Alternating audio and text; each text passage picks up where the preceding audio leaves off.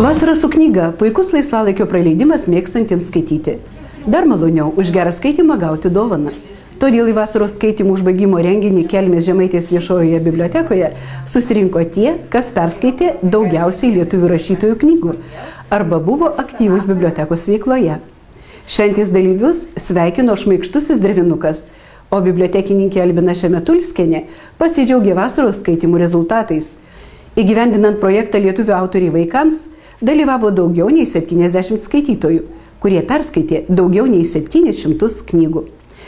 Bibliotekininkė Albina Šemetulskienė pasidžiaugė, jog kasmet vasaros skaitymuose dalyvauja Vokietijoje gyvenantys Evelina, Konstantinas ir Simonas Šryl, kas vasarą atostogaujantys Kelmėje. Skaityti lietuviškai juos moko ir skatina jų mama, kuriai Drevinukas padovanojo naujų lietuviškų knygučių.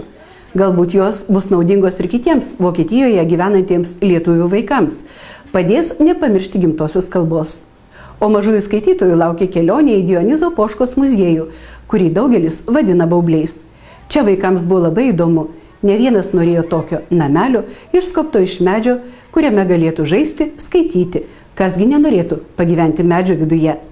Aplankę senąjį vandens malūną, pasigrožėję puikiai sutvarkytą muziejaus teritoriją, nuostabių tvenkinių, kuriame lyg veidrodyje atsispindėjo rudens dar nenugelsvinti medžiai, aplakstė pievas, pasisupę supynėse, linksmai nusiteikę, vaikai grįžo namo. Vasaros skaitymai ir kelionė į baublius – tai dalis edukacinio projekto Lietuvių autoriai vaikams, kurį Kelmės Žemaitės viešoji biblioteka vykdo jau 6 metai. Pagrindinis rėmėjas yra Kultūros rėmimo fondas.